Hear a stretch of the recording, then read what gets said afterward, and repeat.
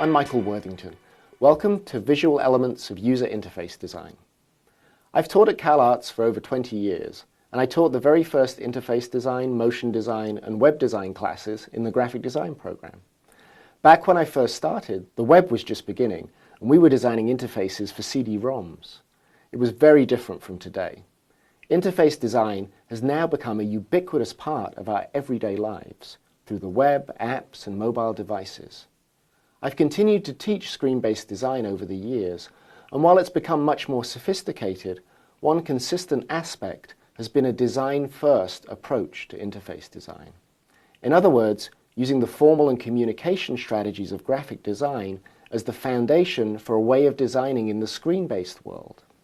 With that in mind, this course focuses on the visual elements of interface design, and we'll be looking at user interface design through the lens of graphic design and visual form.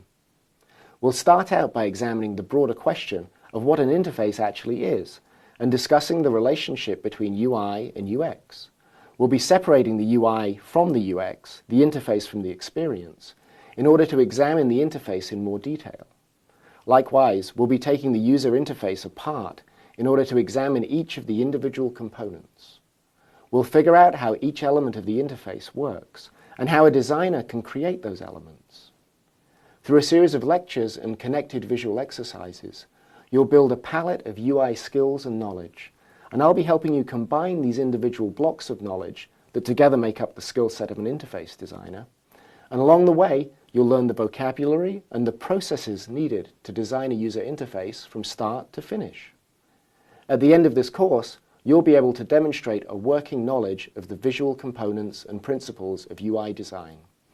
You'll be able to understand how to best apply your formal skills using color, typography, and imagery to create a visually driven user interface.